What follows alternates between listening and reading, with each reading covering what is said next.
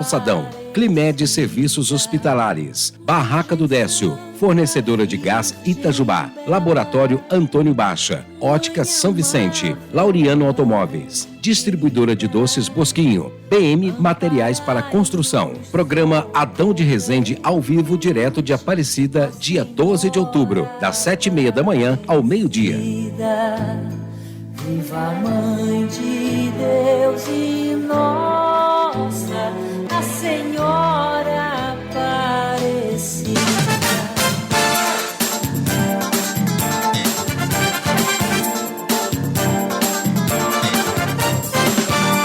Futura FM. Muito bem, Futura, 11h mais 3 minutos. Muito bom dia. Começa agora o programa Nos Bastidores da Política, com o nosso querido Tenente Melo trazendo para você informações sobre a Câmara e o que acontece no mundo da política. Bom dia, Tenente Melo. Bom dia, Luciano. Bom dia a todos os ouvintes da Rádio Futura. Mais uma sexta-feira juntos. Grande prazer aqui através dos Bastidores da Política. Uma sexta estranha, né? Porque o feriado amanhã, né? Feriado amanhã. Não causa uma comoção.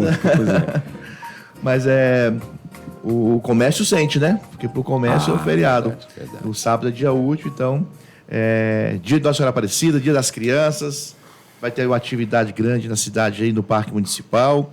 Você, ouvinte, que ainda não sabe, vai ter ônibus gratuito saindo lá do Sambódromo para o Parque Municipal. Hoje já começa, a partir das 6 da tarde, hoje já tem ônibus levando gratuitamente quem quer participar das festas, da festa de pastel de milho e a festa das crianças, que acontece lá no Parque Municipal. Então tem hoje, tem amanhã e tem domingo. Então fica aí o convite para toda a comunidade de Itajubá, principalmente levar a criançada para curtir as festas lá no parque e comer um pastelzinho de milho que ninguém consegue recusar. Ô Melo, falando de festa também, hoje me pararam ali na entrada do prédio. Hoje e amanhã que é mestre lá na comunidade de São Vicente Paulo, ali na Vila Vicentina. Exatamente, lá a Igreja de Nossa Senhora Aparecida. Já tem bingo hoje. Você que fica reclamando que não ganha bingo, vai lá que tem 3 oportunidades. Até eu vou. Hoje e amanhã, então, após a missa, né? A missa das 7h30. Eu não dou muita sorte em bingo, não, mas sempre que eu posso, eu vou. Mas esse cara tem 3 oportunidades, não é possível. Tem o azarão, tem... Não, tem tudo, o pé frio, lá tem o sortudo, o azarão, o pé frio e o tenente Melo. Entendeu? São vários. Eu lembro que uma vez eu participei do bingo, foi a única vez que a gente ganhou no bingo, faz muitos anos, a Lu estava aqui conosco ainda, e foi um bingo que aconteceu lá no Clube 16, lá em Bel, e eu era diretor do clube. Então, no momento lá, a gente ganhou a rodada do bingo. O que aconteceu? Eu falei, Lu, devolve. Porque vão dizer que é marmelada, o diretor do clube ganha. Aí ela, posso ficar pelo menos com um cobertor? Ela falou, eu nunca ganhei nada, pelo menos tomara que amanheça, né? Pelo menos tem emoção. Eu falei, então tá, fica o cobertor e devolve o resto da cesta pra não falar que a gente fez marmelada aí. Mas, nossa senhora, a gente vai pro bingo mais pela risada mesmo. É verdade. Né? E tem gente que é sortuda, viu? Tem gente que, nossa, tem umas cunhadas minhas que, meu Deus do céu, chegou, ela ganha. Então eu sempre sento na mesa do lado, porque quando ela ganha frango assado, eu já divido. Pronto, não vai vencer sozinha. Mas então é mais um convite aí também para o bingo e para quem hoje amanhã lá na Vila Vicentina, porque a Igreja Nossa Senhora Aparecida lá. Ontem eu estive participando também do tríduo da Nossa Senhora Aparecida lá no bairro do Morro Grande. Também uma capelinha de Nossa Senhora que está sendo construída lá pela comunidade. Muito bonitinha da capela. Quero mandar aqui um abraço e os nossos parabéns para toda a comunidade que está se empenhando na construção da Igreja de Nossa Senhora Aparecida também, lá pertinho da Imbel. Então, pude reencontrar grandes amigos, colegas aí que trabalharam conosco na Imbel. Foi realmente um momento muito, muito marcante para mim. E já estive visitando aquela igreja, acho que 1 ano atrás, 2 anos atrás, estava iniciando as obras e a gente vê ela realmente evoluindo. Resultado do trabalho. É no início do bairro ali? Bem na entradinha. Só que não é na entrada principal, aquela que sobe lá que vai pro bairro mesmo. Depois, é uma rua em L. Tem uma fábrica de bloquete ali, Isso, por ali, né? Depois. Indo daqui para lá, saindo da cidade, depois da fábrica de bloquete, na segunda entrada, à direita. Chegou no gás, errou a entrada. Chegou no gás e errou a entrada. Tem a plaquinha, né? Da Igreja de Nossa Senhora Aparecida. Na própria rodovia tem a plaquinha. Então fica aí o convite para conhecer. Amanhã, hoje tem, amanhã também tem a missa, a celebração lá também. E ele falou que todo dia 12 de cada mês tem a novena perpétua para eles. Então, estou compartilhando isso com os ouvintes, porque realmente é uma comunidade formada por grandes amigos meus de longa data, né? Colegas da Imbel. Aproveitar e mandar aqui um abraço para toda a equipe da Imbel que está assistindo o programa, que eu soube que toda sexta-feira eles ligam o programa para acompanhar as notícias e os nossos comentários aqui. Então, isso é muito bom. A dona Cidinha também, sexta-feira passada mandei um abraço para ela, hoje mando de novo. Encontrei com ela, Luciano, lá na comunidade da Guadalupe, e ela falou: nossa, você que é o Tenente Melo, toda sexta-feira eu ouço sua voz, mas não tinha visto você ainda. Então ela acompanha o nosso programa. E mandar um abraço aqui muito especial para um casal que hoje completa 61 anos de casado, o seu Benedito e a dona Olinda, lá no bairro Nossa Senhora de Fátima. Também aí um grande abraço para eles, que Deus abençoe sempre a união aí de 61 anos de casado. Nossa Senhora. Uma história bonita de se ver. Não. Uma família realmente muito querida por nós. Então, um programa muito especial hoje, com pessoas especiais que a gente faz questão de lembrar e de homenagear, que são pessoas que sempre estiveram ao nosso lado, que torcem por nós, que rezam por nós e que merecem todo o nosso carinho.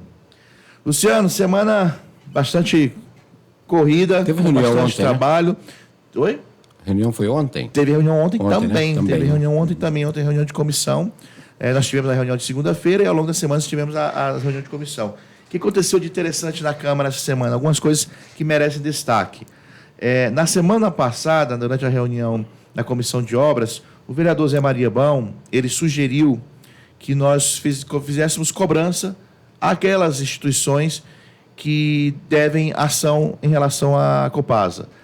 No ano passado, nós fizemos a CPI da Copasa, concluímos o relatório final. Nós, como vereadores, cabe a nós fiscalizar, não executamos praticamente nenhuma ação. Então, com o resultado do nosso trabalho, nós encaminhamos o relatório final para alguns órgãos. A ARSAI, que é a agência reguladora, mandamos para a própria Copasa, mandamos para a Prefeitura e mandamos para o Ministério Público. E na última reunião da Comissão de Obras e Serviços Públicos, o vereador Zé Maria sugeriu que nós cobrássemos aqueles órgãos que não tinham dado retorno ainda para nós. De fato, só a ARSAI, que é a agência reguladora, que tinha respondido via documentos o nosso relatório. Tanto é que a ARSAI respondeu, eu estive em Belo Horizonte com o diretor da ARSAI, porque toda vez que a gente recebe um documento, a gente responde novamente. E fica nessa troca de informações até que o resultado aconteça. Então, já comentei sobre isso aqui no programa. Estive em Belo Horizonte, acho que 2 ou 3 semanas atrás, para me reunir na ARSAI. E aí, então, nós mandamos um ofício para o Ministério Público. Então, essa foi a ação que merece destaque nessa semana, que nós encaminhamos, assinamos o ofício. Eu, como presidente da Comissão de Obras e Serviços Públicos, o vereador Zé Maria, que é o relator, e foi quem sugeriu isso, e o vereador Renato Moraes. Somos os integrantes da Comissão de Obras. Mandamos um ofício, então, para o Ministério Público, protocolamos isso na terça ou quarta-feira, não me recordo agora, mas foi essa semana, cobrando uma resposta. E aí, o que deu? Vocês analisaram o nosso relatório? A população precisa de resposta. A população está aí pagando a taxa de esgoto e precisamos de uma resposta dos órgãos competentes. E também fizemos um contato com o prefeito Rodrigo, que ficou de marcar uma reunião conosco ainda essa semana. Não foi, na verdade, foi marcada para terça-feira e nós tivemos que desmarcar por causa de um compromisso da Câmara e vamos remarcar para a semana que vem. Uma reunião com o prefeito para que eles nos situem de que pé está o andamento da Prefeitura. Eu sei, em conversa com o prefeito que eu já tive, que a Prefeitura ficou aguardando a nomeação do novo diretor da Copasa, que não tinha como negociar com a diretoria antiga, que não estava nomeada, já sabia que ia sair num prazo muito curto. Até que o Zema nomeou, e nomeou faz um mês e meio no máximo, que ele nomeou o novo diretor. E depois disso, o prefeito já esteve em Belo Horizonte, esteve com o Bilac Pinto, que é o secretário de governo, e tratou, dentre outros assuntos, tratou do assunto Copasa também. Então, a gente precisa que eles nos atualizem em que pé está, porque cabe à Prefeitura e à Copasa a revisão do contrato, que é o mais importante. A partir do momento que você revê o contrato, desfaz esse contrato e faz um novo, ou faz um TAC, que é um termo de ajuste de conduta, onde a Copasa e a Prefeitura assumem compromissos de corrigir falhas que aconteceram durante esse tempo, aí sim as ações começam a surtir efeito e a população sente isso. A Camila aqui mandou uma mensagem para nós no Facebook, falando: Melo, fala da Copasa, está cheio de reclamações dessa empresa no Facebook. Sim, Camila, nós temos acompanhado tudo isso. E a reclamação da Copasa não é só de Itajubá. Várias cidades reclamam da Copasa, várias cidades estão até na justiça buscando soluções para esse impasse, porque a Copasa não tem dado conta de prestar um serviço de qualidade. Em Itajubá não é diferente. Em Itajubá nós temos um fator complicador maior, que é um contrato assinado em 2004, que é completamente injusto. E aqui não é força de expressão, e eu provo isso, é um contrato de 9 páginas. Imagina, um serviço da complexidade que é a questão do saneamento básico, a questão do tratamento de água. Em 9 páginas, você colocar tudo o que a empresa tem que fazer, não é possível. Se você for alugar, Luciano, você ouvinte, se quiser alugar um quartinho hoje aí para morar, você vai assinar um contrato que tem mais de 9 páginas.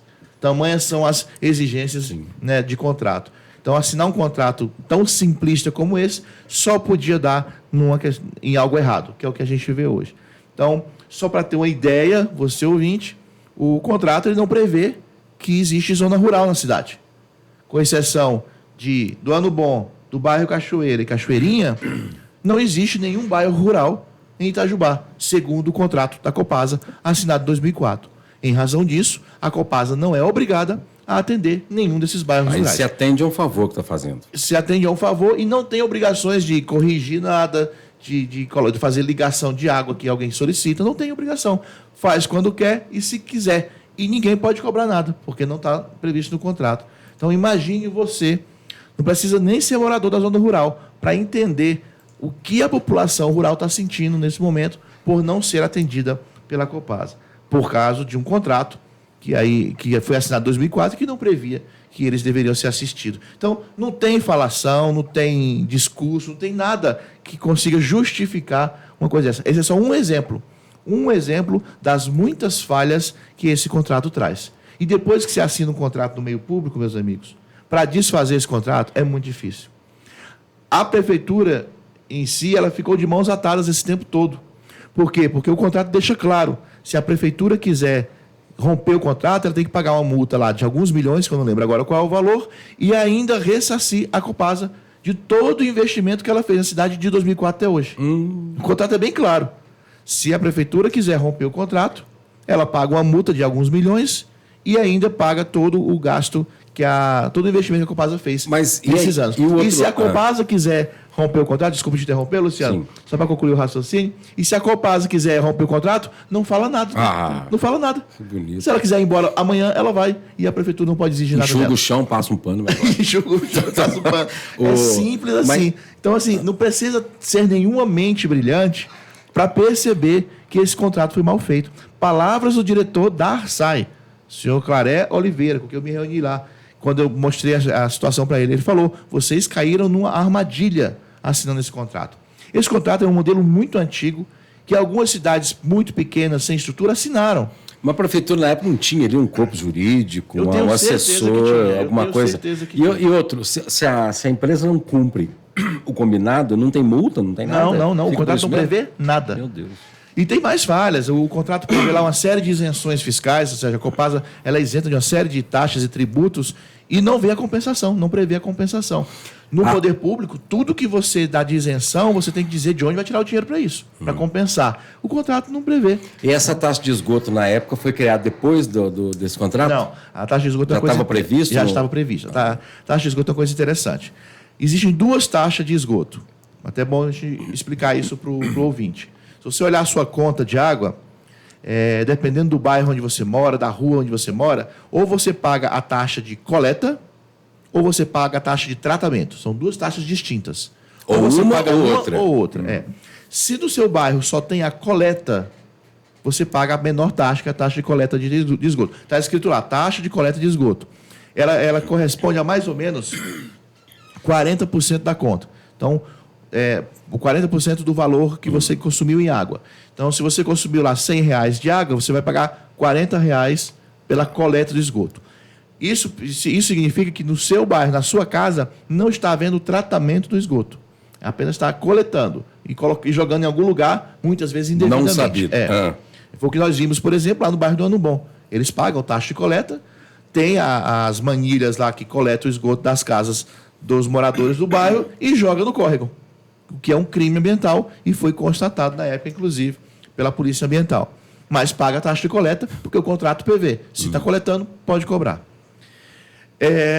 A outra taxa, que é a taxa que todo mundo reclama porque ela é muito alta, ela hoje está em 94% que é do valor da conta, ou seja, ela dobra o valor da conta. Se você gasta R$100 de água, você vai pagar uma conta de R$194, porque os R$94 é de taxa de tratamento de esgoto. Então, essa outra taxa, que a gente chama de taxa cheia, ela só pode ser cobrada se o seu esgoto está sendo coletado e tratado.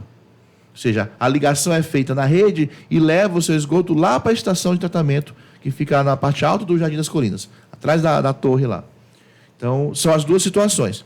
E essa taxa de tratamento de esgoto, Luciano, ela está prevista, sim, no contrato, e ela foi aumentando gradativamente com o tempo por decisão da ARSAI. Quem decide, quem define o valor da taxa de tratamento e da taxa de coleta é a agência reguladora, que é uma agência que, embora tenha vínculos com o governo, ela é independente, né, como todas as agências reguladoras.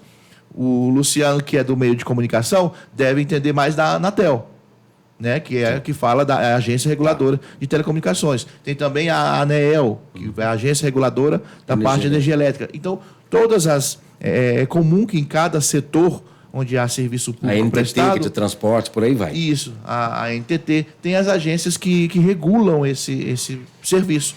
No caso de esgoto, é a ARSAI, que é uma agência estadual, é uma empresa estadual, a Copasa. Ela é vinculada à ANA, não? Que é a Agência Nacional? Não sei dizer, mas acredito que não, porque ela é independente, né? E ela, a estrutura de qualquer forma, dela, trata do problema. A estrutura dela é montada pelo governo do Estado, e a ANA é nacional. Então, às vezes até elas podem se falar, mas são instituições distintas. Pois bem, e é a ARSAI que define o valor da taxa. Então, esse valor ele foi aumentando com o tempo, à medida que as cidades e a concessionária foi construindo estações de tratamento e ampliando o seu atendimento nas cidades. O que acontece é que em Itajubá, a previsão em contrato é que desde 2000 o contrato foi assinado em 2004, né? Se eu não me engano, em 2012, a empresa deveria já estar coletando e tratando 95% do esgoto da cidade. E não está. Só que no contrato não fala que se não tratar, não pode cobrar. Ela só fala, né? Deve-se construir a ET, que é a estação de tratamento, deve-se coletar 95% do esgoto, é o que fala lá no contrato, está escrito lá, não fala de tratar, e fala que tem que tratar o esgoto. E não diz, e se não fizer? Não prevê. Não prevê punição, não prevê sanção, não prevê nada disso. Não tapinha nas costas. Então, a empresa fica naquela situação de conforto. Já que não está previsto no contrato, eu não sou obrigado a fazer. E aí, por isso fica difícil você exigir. Por isso o trabalho de exigir melhoria no serviço é complicado. Porque você tem que partir para a questão social. Né? Nosso trabalho na CPI ele foi muito, muito claro nesse sentido. Nós temos que provar que há um impacto social, que há um prejuízo para a população, uma vez que a concessionária não cumpre aquilo que deveria estar cumprindo. Porque saneamento básico é um direito, saneamento, né, e água é um direito básico do cidadão. E outra, coleta, mas não trata, quer dizer, então o esgoto está sendo coletado, está sendo jogado nas áreas mananciais e pronto. Então, outra coisa que me chama a atenção é o seguinte, 2004, a impressão que se tem que isso foi coisa do século passado, a Revolução Russa. Não, 2004 não é agora, quer dizer, ninguém viu isso. Ninguém viu isso, não leu o contrato, não imaginou alguma coisa? Não, a pergunta que eu fiz... São 15 anos. A pergunta que eu fiz para a diretoria da Copasa, quando esteve aqui na nossa reunião da CPI, eles começaram a inventar, a apresentar justificativas. Por que não conseguiram chegar nos 95%? Ele falou, porque a cidade tem uma estrutura complicada, um relevo difícil, tem muito morro. Não sabia disso. Tem rua que é mais baixa que a linha do esgoto, então não consegue puxar o esgoto para lá. Eu falei, em 2004, até onde eu sei, todos os morros já existiam. É por isso que eu estou dizendo. Em 2004, a cidade de Itajubá era exatamente onde é hoje. São só 15 anos. Né? Então, assim, você já sabia de tudo isso. Por que assinou o contrato? Por que assumiu o compromisso de fazer? Porque é fácil assinar e depois ficar dando desculpa. Você assinou, você assumiu o compromisso, faça. Se não tem condição de fazer, assume que não tem condição, sai e deixa o lugar para outro. Mas pode ter visto no contrato que não tinha responsabilidade? É lógico. Por isso a fala do diretor Claré lá da SAI falou, vocês caíram numa armadilha. Era um contrato de um modelinho padrão, que eu digo que cidades pequenas, sem grande estrutura, talvez não tivesse grandes prejuízos a assinar, mas uma cidade do porte da nossa, não é justificável assinar um contrato daquele. Hoje em dia, cidades bem menores que a nossa assinam contratos que eles chamam de contrato programa. O que é um contrato programa? É um contrato que estabelece meta e punição, item a item. Coletou o esgoto até tal data, não coletou, a sanção, a multa é essa, que a penalidade é essa. Tratou o esgoto, não tratou até tal data, a sanção é essa. Ou seja, item a item é previsto no contrato. Tem isenção do imposto tal, mas a contrapartida é essa. Só para você, ouvinte, ter uma ideia. A Copasa, ela é isenta de todos os impostos que você possa imaginar.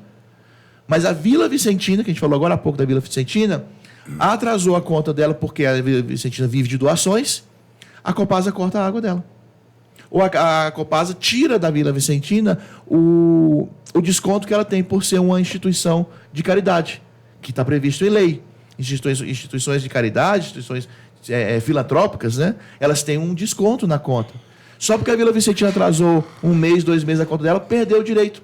Mas e aí vai virando, estou dando um exemplo da Vila Vicentina, que é um exemplo real. Claro. Né? Mas várias instituições filantrópicas da cidade vivem a mesma realidade. E a Copasa simplesmente corta o direito da instituição porque ela atrasou 1, 2 meses. Mas a Copasa está 10 anos de atraso com a cidade, sem cumprir a meta dela, que é tratar o esgoto da cidade em pelo menos 95%. Duro que consta no contrato. E né? nada foi feito Mas contra. por ser um serviço essencial, não tem um artigo na lei que diz que não pode ser cortado?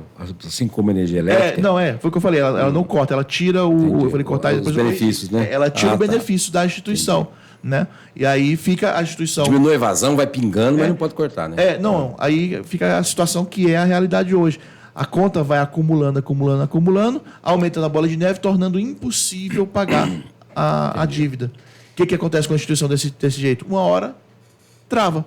Uma hora a instituição trava, porque ela fica devendo algo que ela não consegue pagar, nem juntando tudo o que ela possui.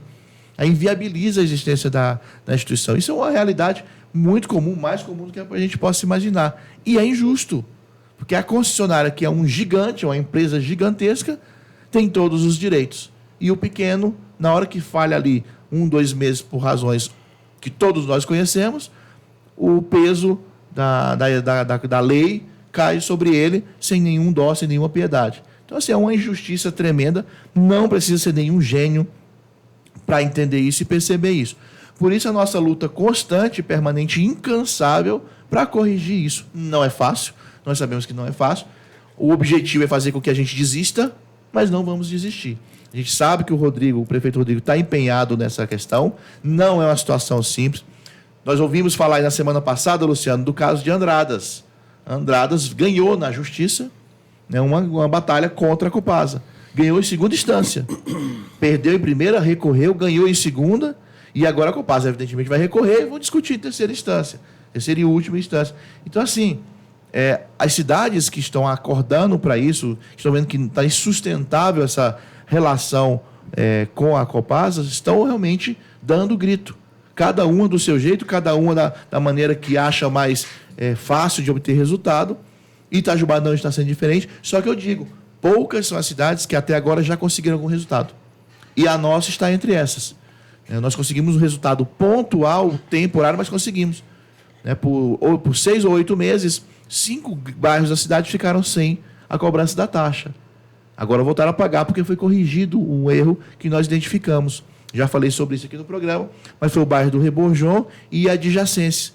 Na época da CPI da Copasa, Luciano e caro ouvinte, nós identificamos que todos os moradores daquele bairro, do Reborjon, a parte alta ali do Jardim Bernadette e tal, estavam pagando a taxa de tratamento, aquela grandona que eu falei, de 94%, sendo que o esgoto deles não estava sendo tratado. Porque a rede quebrou e estava jogando o esgoto no córrego em frente ao supermercado LM, no Reborjon. Foi uma denúncia de moradores, nós estivemos lá, constatamos isso. A Copasa reconheceu, só que essa situação já estava ali há mais de um ano. Pois é, aí correu para arrumar porque parou a cobrança, né? Aí o que aconteceu? Aí nós encaminhamos os documentos para eles suspenderam a cobrança da taxa até que a obra fosse feita. Aí correram para fazer. Aí correram para fazer, a obra foi feita, depois de 6 meses, voltou a cobrança. Aí vem a pergunta, e aquele 1 ano que a população daqueles 5 bairros pagaram a taxa sem o serviço ser prestado. Esse dinheiro tem que ser devolvido. E? Esse dinheiro tem que ser devolvido. A Copasa não devolveu. Nós somos o Ministério Público, uma das questões que a gente passou para eles é essa. Idem a Assai.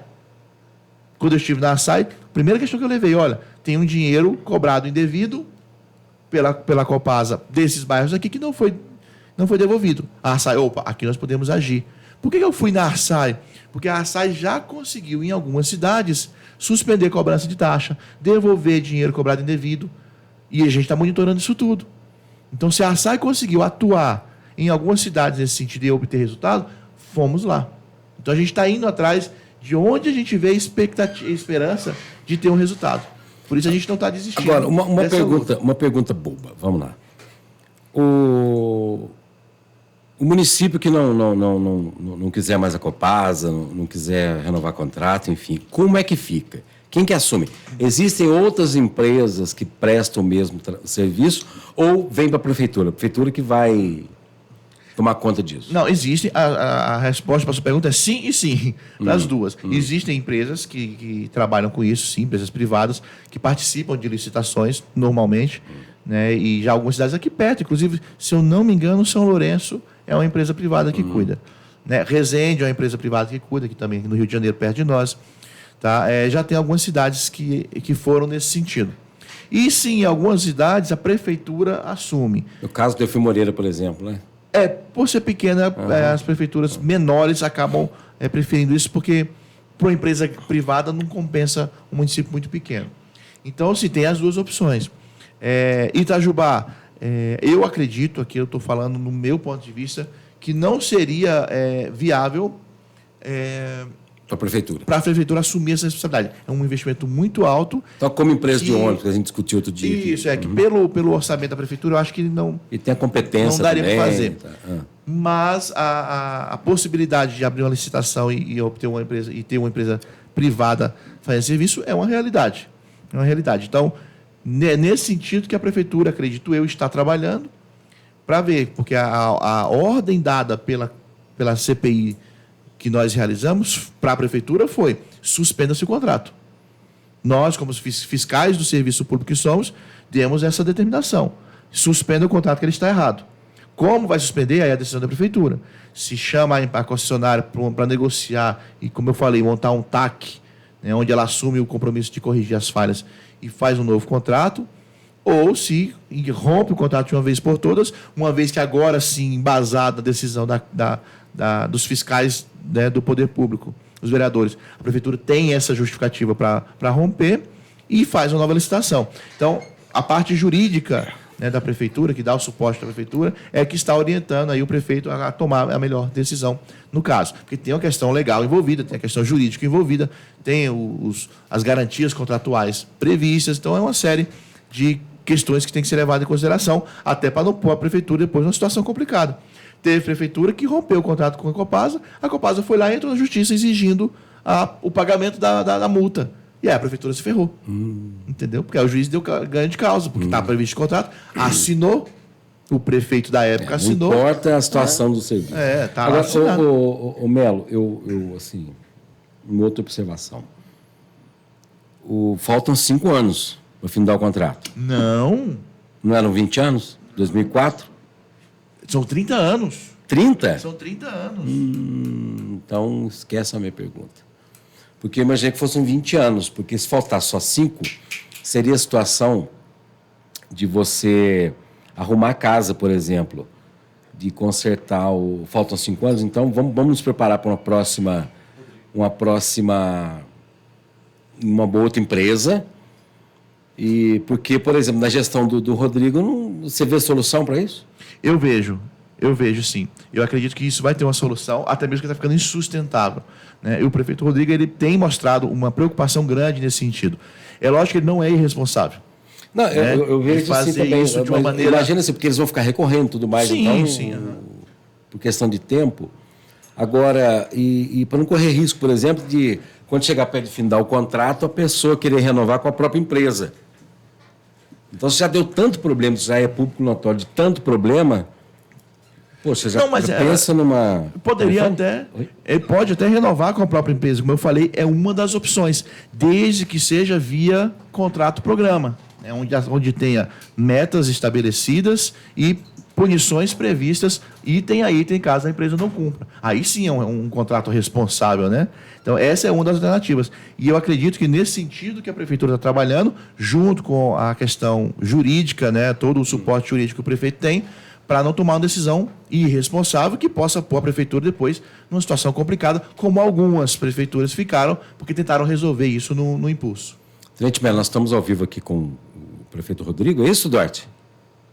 O prefeito Rodrigo mandou mensagem aqui, falou que quer falar ao vivo conosco, está acompanhando o programa, então ele tem informações atualizadas sobre a questão da Copasa. Rodrigo, você me ouve? Acho que não está na linha. Rodrigo, você me ouve?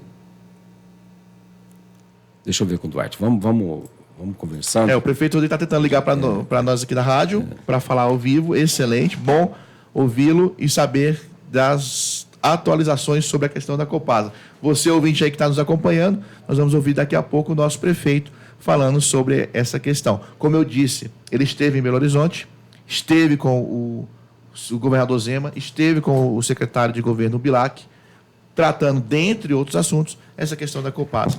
E a preocupação dele é recorrente para que esse problema seja resolvido de maneira rápida, eficiente, sem colocar a prefeitura Prontinho. em xeque.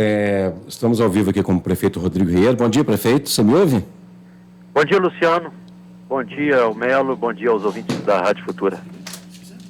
Tudo bem, Luciano? Luciano, você me ouve? Bom dia, Rodrigo. Melo falando. Estamos ouvindo Melo, você sim. tá bom, meu vereador? Está ao vivo aqui. Que prazer receber sua ligação. Que bom saber que você estava na audiência conosco aqui no programa. E a gente aqui falando sobre a Copasa. Prazer é nosso. Você está falando com muita propriedade, Melo. Quero te parabenizar, que vem ao encontro do que a prefeitura também pensa sobre o contrato da Copasa aqui em Itajubá. É exatamente isso que você e o Luciano estão conversando. Eu acho que é um contrato que só favoreceu a empresa, tá? Aqui eu não quero reclamar dos funcionários da empresa, não, que prestam um grande serviço no município, mas infelizmente a Copasa, que já foi uma das empresas mais bem condecoradas em água e saneamento do país, não presta um bom serviço de alguns anos para cá. Esse contrato foi lesivo à população, quero falar como prefeito da cidade, contrato que foi feito na época do ex-prefeito Chico Marques. Eu acredito que ele não teve a prudência de defender o município. Você falou, é um contrato sem impostos, é um contrato que não tem punições à empresa, é um contrato que onerou muito a população de Itajubá com um preço exorbitante do esgoto. Nós todos queremos esgoto tratado na cidade, sim, saneamento, isso melhora a qualidade de vida, é saúde para todos, mas não pode custar o metro cúbico da água nossa, é um dos mais caros, e bater a casa dos 90% o valor do esgoto sobre o valor da água. E, infelizmente, há muitos anos, a Copasa não vem dando a manutenção necessária nos bombeamentos de esgoto da cidade.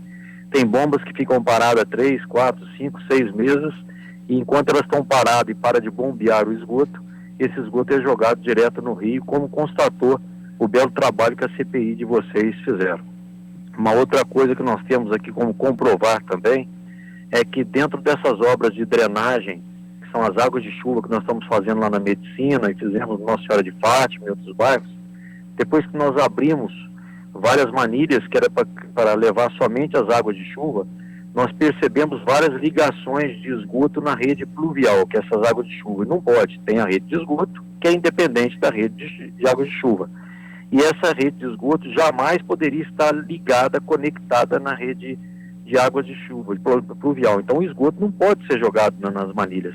E vários desses canos eram da própria Copasa jogando na rede de pluvial. Por isso o mau cheiro que existia ali na Medicina, existia na Rua Major Belo Lisboa, quando nós mexemos na Rua Major Belo Lisboa, no centro da cidade, infelizmente cheirava mal, e nós não estamos tendo o saneamento correto diante do que a Copasa cobra de nós.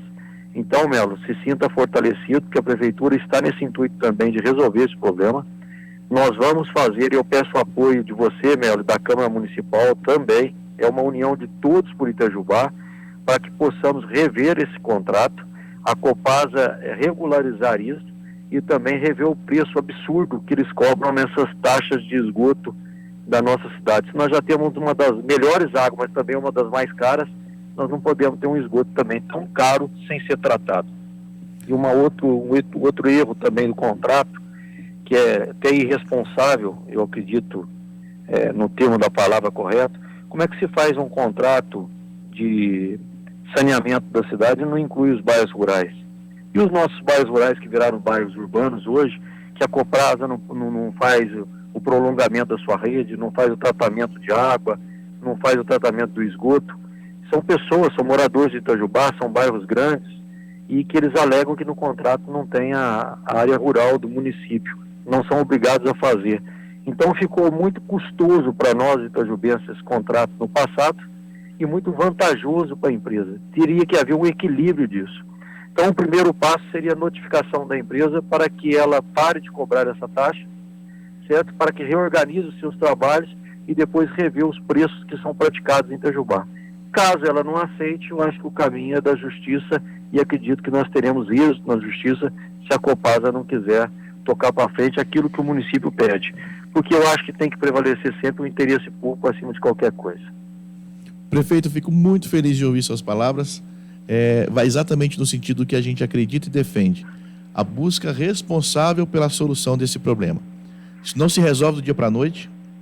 A gente sabe que há um contrato assinado por ambas as partes que tem que ser respeitado, por mais injusto e incorreto que seja. Por isso, a busca para corrigir isso, e aí eu parabenizo a sua postura, prefeito, é pelo caminho correto.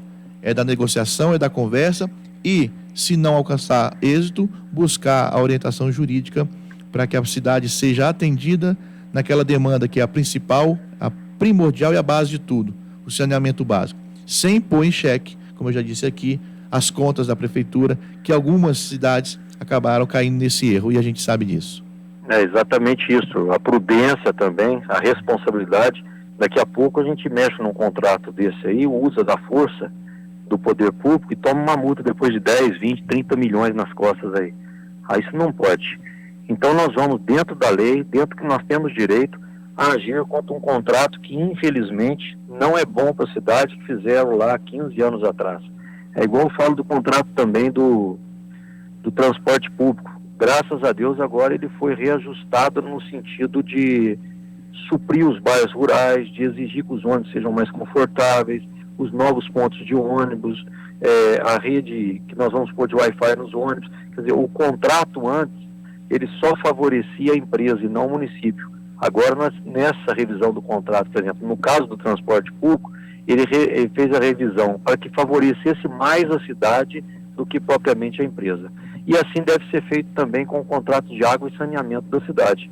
Deve primeiro privilegiar a população, certo? Sem querer matar a empresa nesse sentido, senão nós ficamos sem água, sem esgoto, sem tudo, mas que seja um equilíbrio entre a população e a empresa, e não somente favorecer a empresa, que é a Copasa, que há mais de 30, 40 anos, faz o saneamento da nossa cidade. O senhor citou aqui o caso da renovação do contrato da Valônia, e eu já comentei sobre isso em programas anteriores aqui, prefeito, e nesse ponto eu parabenizo a posição da prefeitura. O contrato da Valônia ele foi renovado com várias revisões que beneficiam muito a população, que prevê melhorias que não eram atendidas. Uma outra melhoria significativa na renovação do contrato, ela estabelece quem é o responsável pela fiscalização, e aqui eu cito o nome do nosso colega, amigo, parceiro, Sargento Pereira, secretário de Defesa Social, ou seja, a prefeitura estabeleceu quem é o dono do problema. Então ele sabe o que ele tem que fazer, o que ele tem que fiscalizar. E uma outra coisa que, na minha opinião, prefeito, foi a melhor inclusão que o senhor fez na renovação do contrato. Incluiu uma cláusula que em 60 meses cabe ao prefeito, seja quem for o prefeito, daqui 60 meses não será mais o senhor, e essa foi uma decisão de Estado que o senhor tomou, cabe a ele rever como a empresa se comportou nesses 60 meses e fazer toda a fiscalização necessária para, se for o caso, suspender o contrato. Isso não havia essa previsão. A cidade ficava refém de uma decisão tomada por 20, 30 anos. Então, incluir essa cláusula aí foi muito prudente, foi uma modernização que, sinceramente, eu trabalhei 5 anos na prefeitura como parte da sua equipe, nunca tinha visto isso em outra prefeitura. Eu acho que foi um avanço muito considerável que nós temos que sempre lembrar isso. Ou seja, os contratos públicos, algumas pessoas que não entendem muito da área reclamam que os contratos são longos, mas tem que ser longo, porque senão não fica viável para a empresa vir para a cidade. Aí acontece o que aconteceu em Passos, que ficou aí quase um mês sem ônibus, fica com outras cidades que a gente já São sabe. Lourenço. Né? São Lourenço, fica com outras cidades que ficaram sem o abastecimento de água e esgoto, por exemplo. Então você tem que viabilizar, a empresa tem que se sentir atraída para vir para a sua cidade, mas não pode deixar a população refém de algo que pode acontecer de errado no meio do caminho e não poder fazer nada, ter que esperar o contrato encerrar. Então isso aí foi no meu ponto de vista, e eu deixo isso claro aqui para o senhor e para os nossos ouvintes, uma modernização na visão de contrato público que a Prefeitura de Itajubá trouxe. É isso aí, Melo. Eu agradeço suas palavras, porque a Prefeitura fazia, em mandatos anteriores, contratos de 20, 15, 30 anos, sem uma revisão no meio do contrato. Por exemplo, o que só simplificando o que você quis dizer, desses 60 meses, é que o contrato, por exemplo, de uma empresa de ônibus, às vezes pode ser de 15 anos, mas daqui a 5 anos ele vai ser revisto, se está certo, se não está, se deve prolongar o contrato, se não deve, se deve seguir com ele, se deve ser rompido, porque aí você defende a população. O importante para o governante, é fazer aquilo que eles, às vezes até medidas antipopulares, tá? Que não seja impopular, vamos dizer, mas que seja bom para a cidade, que muitos vão entender no futuro. Mas que eu possa colocar a cabeça no travesseiro e dormir em paz, sabendo que fiz o melhor para a cidade. E assim deve ser com os vereadores, deve ser com os prefeitos, com todo mundo. E o contrato, por exemplo, do transporte público previu isso. Daqui a 5 anos vai ser revisto, não vamos ter que esperar 15 ou 20 anos para ver novamente. E o contrato da Copasa, a mesma coisa. Se tivesse sido colocada uma cláusula dessa, que ao longo do contrato, que de 5 em 5 anos seria revisto todo o contrato, certo? Nós não estaríamos passando essa dificuldade com a Copasa que hoje nós passamos, infelizmente. Com certeza. Né? Não ficariam 15 anos para descobrir que a zona rural não existe. Né? Como é que pode, em 2004, alguém assinar um contrato esquecendo a população rural da nossa cidade? Hoje a gente vê aí as consequências disso. Eu tenho um contrato assinado, tenho cópias dele. Se alguém vier falar contra, bater contra, a prefeitura vai se defender, sim, vai mostrar isso de forma muito simples, clara e objetiva, porque a população entenda o que fizeram com o Itajubá. Melo, eu vou fugir só um pouquinho o assunto para fazer um convite também à população. Hoje começa a festa do pastel de milho, que vai juntar junto com a festa do Dia das Crianças no Parque da Cidade, tá? Nós vamos estar comemorando uma festa tradicional, que é o nosso pastel de milho, tá? E tem muitas barracas, tem tendas aqui montadas, tem shows, apresentações, é aberto ao público. No Dia das Crianças também, com a parceria da Mali, nós estaremos fazendo vários eventos aqui, principalmente para as crianças, tá? Com parques infláveis, parques infantis, com apresentações infantis de shows, de música e muitas outras coisas. Então, o pedalinho vai estar funcionando, as quadras, os brinquedos. Eu falo sempre, o errado é ficar em casa. Nós fizemos esse parque para a população de Itajubá e vizinhança. Que venham todos para o parque, tanto hoje à noite, mas principalmente amanhã, sábado e domingo. E a previsão é de sol, vai estar um dia bom, para que todos possam participar. Que a cidade esteja toda convidada, desde cedo até à noite. Nós teremos eventos direto aqui no Parque da Cidade. Prefeito, a gente agradece a sua mensagem. Nós iniciamos hoje o programa fazendo exatamente esse convite. Que bom que o senhor entra agora ao vivo e reforça o convite à população. Lembrando que teremos ônibus gratuitos saindo do Sambódromo. Começa já hoje, a partir das 6 da tarde já tem ônibus gratuito levando para o parque e trazendo. Amanhã o dia inteiro e domingo também. Então é uma oportunidade que a população de Itajubá não pode perder, principalmente para as crianças, principalmente os pequenos. É a hora da família se encontrar no Parque Municipal. Tá certo, mesmo. Muito obrigado, viu? Eu que agradeço ao senhor pela participação. Mande um abraço aí para o Christian, nosso vice-prefeito, para o Massoud, que deve estar aí com toda a sua equipe dedicada no parque essa hora para garantir uma festa bonita, a festa do nosso pastel de milho e a festa para as nossas crianças. Muito obrigado. Estou mandando um abraço para vocês todos aí. Parabéns pelo programa, viu, Melo? Vamos em frente. E parabéns pelo seu trabalho frente à Câmara, viu? Você tem sido um vereador de destaque. Eu quero te parabenizar por todo esse trabalho, porque vereador que funciona é assim mesmo. Aqueles vereadores que só reclamam da vida, só põem defeito na administração, que nunca trouxeram dinheiro nenhum para a cidade para poder ajudar, desde uma criança até um idoso, e esse só dá custo para o município. mas vereadores como você e muitos outros que são bons de serviço têm nos ajudado na administração e têm feito de Itajubá uma cidade cada vez melhor. Quero de público como prefeito da cidade, vereador que fui também, tá, por 8 anos, meu pai foi também por 18 anos vereador, então nós temos um bom tempo, eu sei o que é o trabalho de vereador. E jamais vi um prefeito reconhecer um trabalho de um vereador. E eu tenho feito isso por vários vereadores, porque muitos deles são bons vereadores que realmente funcionam, que a população possa usufruir dos bons trabalhos que muitos deles, e entre eles você se destaca aí, na Câmara Municipal. De coração, Itajubá lhe agradece. Parabéns, tenham um bom dia a todos aí, fique com Deus. Obrigado, prefeito, pelas palavras, pela amizade, pelo trabalho que o senhor está realizando na prefeitura, e vamos em frente. A gente se encontra aí no parque no final de semana. Uma boa sexta-feira para o senhor. Isso aí, Tenente Melo. Bom ter a participação do nosso prefeito Rodrigo aqui. Mandar um abraço para ele, para o Christian, para toda a equipe da prefeitura que está trabalhando aí. E esse final de semana focado nas festividades do pastel de milho e do Dia das Crianças. Um agradecimento também à empresa Mali, que, como bem disse o prefeito, está numa parceria aí para garantir a festa amanhã. O Henrique mandou uma mensagem aqui. Henrique mandou mensagem para o prefeito, mas o prefeito a gente não pôde passar para ele a tempo, mas eu sei a resposta, Henrique, para a sua pergunta. O Henrique Gomes, ele pergunta: boa tarde, sei que foge um pouco ao tema, mas aproveitando o prefeito, gostaria de saber se Itajubá pretende aderir ou aderiu ao projeto da escola militar. Henrique, eu tenho falado sobre esse tema nas minhas redes sociais, porque tenho estado mergulhado nessa questão desde que o presidente Bolsonaro lançou o programa das escolas militares em nível nacional. Até o mês passado, cabia aos governos do estado indicar escolas, né, estaduais para aderir ao programa. O governador Zema fez isso, 2 escolas de Minas, cada estado tinha a possibilidade de indicar 2 escolas, Minas indicou, né, mas nenhuma era de Itajubá. Então, aí depois o governo federal fez uma segunda fase, onde aí sim os municípios poderiam aderir ao programa. Só que as escolas que estão destinadas para esse programa do governo federal, do modelo escolas militares, elas têm que ter alunos de 6º a 9º ano ou ensino médio.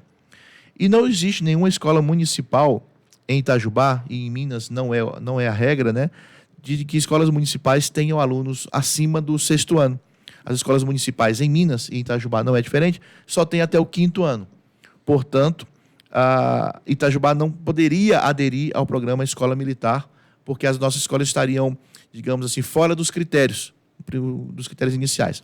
Mesmo assim, Itajubá aderiu ao programa. Ele se inscreveu, porque é um processo bem simples.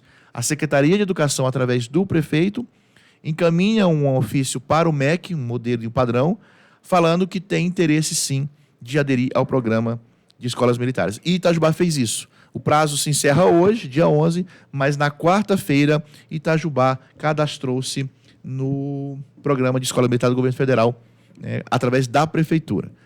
Por que Itajubá fez isso? Porque nós tivemos conversando com algumas pessoas do programa, inclusive um dos idealizadores desse programa, que é o deputado estadual Coronel Henrique, e ele explicou para nós essa questão do público a qual é direcionado, que são alunos do 6º ano em diante, e nós levamos para ele a seguinte informação: Itajubá tem escolas com estrutura para atender alunos destes anos, embora não o tenha no momento. Se quiser ampliar, ela pode. Um exemplo é o CAIC, que é a escola lá do Novo Horizonte. É uma escola que comporta até 900 ou 1.000 alunos, e hoje tem 320 para ser mais exato. Então ela pode ampliar, ela pode crescer, e pode crescer para novas séries, se for o caso. Então, por essa razão, Itajubá se inscreveu no programa, aderiu ao programa sim, mostrou que tem interesse. Se for uma das cidades escolhidas para receber esse investimento, ela tem onde investir e que escola ampliar. Em paralelo a isso, Henrique, algumas cidades de Minas têm iniciado um programa de escola militar municipal. Ou seja, o prefeito da cidade cria um modelo na visão do prefeito ali, que é o mais adequado, em razão da realidade da cidade, cria a própria escola militar, independente do modelo federal, para alunos até 5º ano. Ponte Nova já fez isso, teve outra cidade também pertinho ali de São João del Rei que também já fez isso e que está dando certo. E nós trouxemos esse modelo.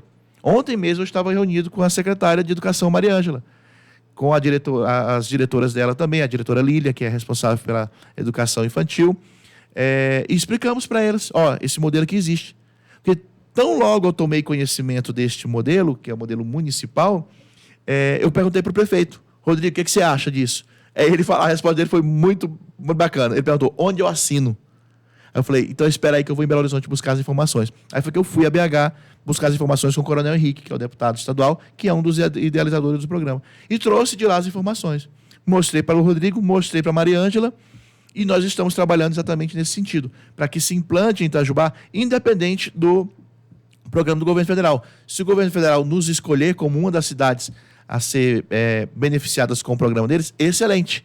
Estamos dispostos a fazer parte. Mas mesmo que não escolha, nós já vamos dar o pontapé inicial, criando a nossa própria escola para alunos até 5º ano que tenham essa possibilidade de fazer parte de uma escola modelo militar. Sou oriundo de escola, sim, sei do valor, sei que sou até suspeito para ficar defendendo, porque estive dentro de uma, sei os valores que isso traz para nós. Mas onde você implanta uma escola do modelo cívico-militar, Luciano e Caro Henrique, a fila de alunos para estudar é grande. Então, mesmo que... Imaginem hoje, nós temos o nosso CAIC. Eu cito o CAIC porque foi a escola que eu sugeri. Olha, ali é a ideal para que a gente implante isso. Em razão da estrutura que tem, do espaço que tem, que pode crescer, e uma escola que precisa da nossa atenção especial. Sou aqui testemunha e quero reafirmar a quem nos ouve o trabalho que os profissionais da educação lá, professores, diretores, fazem com aquelas crianças. É incrível. Apesar da realidade que eles vivem, que o bairro vive, que não é de desconhecimento de ninguém, todos nós sabemos exatamente a realidade daquele bairro, o trabalho que eles fazem lá dentro, os professores, os profissionais de educação que estão presentes na escola, é de tirar o chapéu. Mas eles têm 320 alunos. Eles têm vaga para mais 600 alunos ali dentro. Então, imaginemos uma realidade, num curto período aí, num futuro próximo, se a gente implanta um modelo desse tipo naquela escola e começa a criar a fila de alunos para estudar no CAIC, por ser uma escola modelo, por ser uma escola do padrão cívico-militar.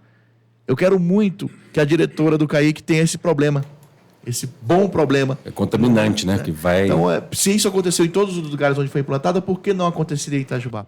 Então, o prefeito Rodrigo ele foi muito aberto a essa ideia, a secretária Maria Ângela também, e aí toda a questão burocrática interna, administrativa, para viabilizar isso, ela já está correndo atrás para fazê-lo, e deixo claro que a iniciativa tem que partir sempre da comunidade. Por isso eu fiz questão de ir até a escola, de ouvir a diretora, de ouvir os professores, né? Qual que era a sensação deles em relação a isso. E eu senti, não fiz nenhuma reunião oficial sobre isso não, mas eu senti que eles são favoráveis sim. E também estive na comunidade e ouvi de pessoas da comunidade que têm interesse nisso sim. Ou seja, se a comunidade quer, se os professores querem, então não tem por que dar errado. Se partir deles, e é nesse sentido que a secretária Maria Ângela vai trabalhar para fazer uma reunião oficial de pais, de professores, ouvir a opinião deles, levar para eles qual é a ideia deste modelo, ouvi-los. Se a maioria for favorável, que se implante. Porque a gente já sabe que o prefeito também é favorável e a secretária também. Então está todo mundo alinhado nesse sentido. Eu acredito, Henrique, que nós teremos boas novidades em breve em relação a isso aí. Mandar um abraço também para a Eliana, para o Geraldo, que estão mandando mensagem aqui para nós. E dá tempo já para o próximo ano? Dá, porque não precisa começar em janeiro. Né? Evidentemente que para começar em janeiro teria que correr muito. Eu acho que não vai ser possível. Não é um projeto difícil de implantar. Né? O modelo que se estabeleceu lá em Ponte Nova, que nós trouxemos esse modelo de projeto de lei de lá, é um modelo até simples. Você basicamente contrata 3 ou 4 ou 5 monitores militares, normalmente militares da reserva. A maioria das cidades pega policiais militares que estão aposentados. Aqui em Itajubá a gente pode pegar até do Exército, porque nós temos um batalhão do Exército aqui. E temos militares que estão na reserva, que tiveram experiências em escola, e tem lá todos os quesitos. Você faz um processo seletivo e contrata esses monitores. Como é que funciona o modelo da escola cívico-militar? A parte pedagógica não muda em nada. O aluno dentro da sala ele é do professor. O professor que define. Não muda grade curricular, nada disso não. O que muda é o seguinte, fora da sala de aula, o aluno terá sempre um monitor militar cuidando dele. Desde a hora que ele chega na escola até a hora que ele sai. Então, eles vão ter contato com uma questão disciplinar que é muito distante da maioria desses alunos hoje em dia. Sem esquecer, são crianças. Isso aí é uma questão fundamental. São crianças e não deixaram de ser. Mas o acerto né? começa ali, né? Mas começa ali, você forma o modelo de cidadão tá ali. né, a partir dali, porque eles vão ter aquela referência. A preocupação, inclusive, das escolas municipais que aderiram, né, que criaram esse modelo militar, é o seguinte: quando a criança está indo para a fase mais crítica, que é indo para o 6º ano, aí você tira ela desse cenário e coloca numa escola tradicional. Ela vai sentir. Claro. Então, aí que surge a preocupação para continuidade. Vale aquela máxima, né? Não é porque são crianças, né? Que justamente por serem crianças. Né? Aí você começa a mostrar. E eu quero dar um exemplo aqui real que eu vivi lá, né? Hoje, o Kaique, em razão da estrutura muito grande dele, é um problema essa estrutura muito grande, porque manter essa estrutura é muito difícil. E sem a equipe adequada para isso. As professoras estão fazendo o impossível. Quem que mantém o Kaique? É o Estado? Não, é a prefeitura, é a escola municipal. Então, assim, em razão da estrutura muito grande, você precisa realmente de um suporte maior. Quando eu vi a quadra lá, eu falei para a diretora, a professora Ruth aqui, eu falei para ela, uma quadra dessa, se você entrega uma quadra dessa, e tem um campinho de futebol do lado ainda, para o militar, eu até brinquei com ela assim, ele vai pirar o cabeção com isso aqui. Porque é tudo que o militar quer. Imagina você ter uma sala à sua disposição, com a estrutura daquele tamanho, para poder usar com a criançada. Eles vão desenvolver atividades ali que as crianças nunca imaginaram ter. E aí elas vão ter todo o tempo delas ocupado com atividades sadias nesse quesito, nessa questão. Porque o militar está acostumado a trabalhar com estrutura desse tipo. Sim. Então, eu acho que o benefício é muito, muito grande. Não sou eu que digo, são os números que dizem nas escolas onde foram implantados esse modelo. Então, a gente tem aí, Henrique, obrigado pela sua pergunta, é um tema que eu sou alucinado nisso e tenho falado bastante. Quem acompanha minhas redes sociais tem visto isso. A gente fica realmente empolgado e na expectativa de que isso se implante aqui na nossa cidade, para servir de exemplo. Muito bem, Tenente Melo. É isso, Luciano? É isso aí. Véspera de feriado. Que alegria, tivemos a né? participação do nosso prefeito do programa, estamos ficando chique, uai. Então o prefeito ligou aqui para nós hoje, falou ao vivo sobre um assunto que está tomando conta aí das redes sociais, como bem disse a nossa ouvinte no começo do programa aqui, que é a Copasa. Quero agradecer aqui a todos os ouvintes que nos acompanharam, ao Luciano pelo suporte aqui na técnica, toda a equipe da Rádio Futura. Amanhã, feriado. Embora sendo sábado, a cidade está fervilhando aí de opções de atividades de aí. Entretenimento aí para a gente sabe que para os católicos é um dia muito importante, o dia da nossa padroeira. Então, você que é católico, que é devoto da Nossa Senhora Aparecida, que tem um dia muito abençoado. Sabemos que as comunidades, né, católicas farão as suas festas em razão do dia da padroeira. A festa do nosso pastel de milho, sempre faço questão de colocar o nosso junto aí, porque a gente tem orgulho de defender esse produto da nossa cidade. Você vai participar lá das festividades? Vou, tem que participar. Tem bastante shows lá. Tem que tentar participar o máximo possível dessas atividades. Tem muita prova para corrigir. Leva para lá, na beira do lago ali, olha. A vida de professor não é diferente assim, para nenhum deles. Meus alunos aí estão às vésperas do Enem, então dá até aquela preocupação nossa de ver o quanto eles estão cansados e exaustados já com a proximidade, né? A gente sabe que é um momento tenso para eles, a gente tem que dar todo o suporte para os alunos nesse momento. Então, mandar aqui um abraço para meus alunos do 3º ano, do Colégio Sucesso, do Colégio 19, e para você, ouvinte, que vai enfrentar o Enem aí no início do próximo mês. Essa reta final aí, ela é muito importante. Mantenha a calma, mantenha a tranquilidade. Vai no parque esse final de semana, curte um pouquinho, descansa um pouquinho, que a sua mente precisa descansar. A gente tem falado isso muito em sala de aula. Você viu, Luciano? Porque é uma molecadinha jovem, nova, que não está começando a ver o que é a preocupação e a responsabilidade da vida adulta.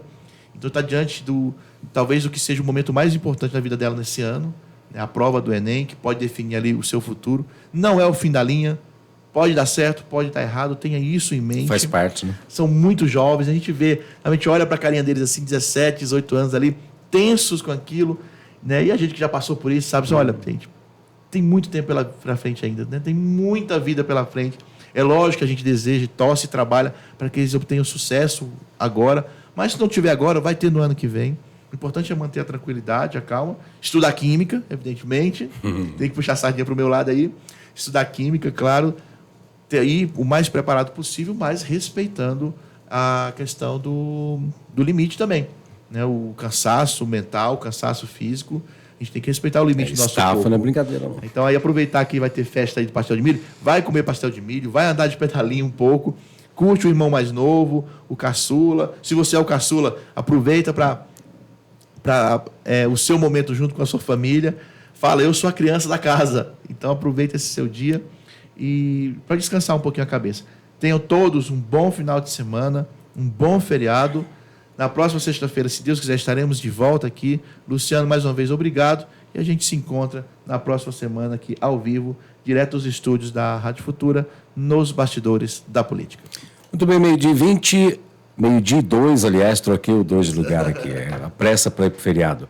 Esse foi mais um dos bastidores da política que volta na próxima sexta-feira, a partir das 11 da manhã. Relojoaria Nishimaki informa a hora certa. 12h03. Quando a hora chegar, vou poder lhe falar.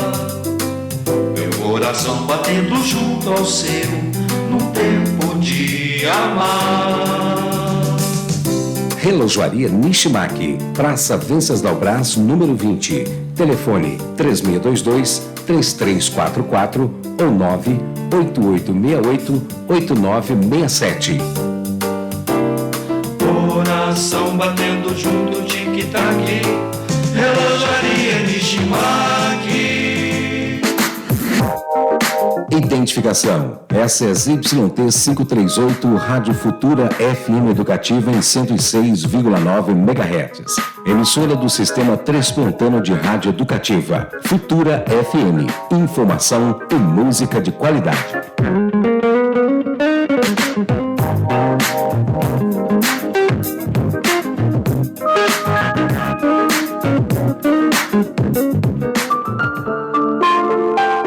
Grupo Atmosfera de Narcóticos Anônimos. Eu estava procurando uma saída quando estendi a mão e encontrei Narcóticos Anônimos. Junto a companheiros em recuperação, percebi que não estava sozinha. Recuperação é o que acontece nas reuniões de NA.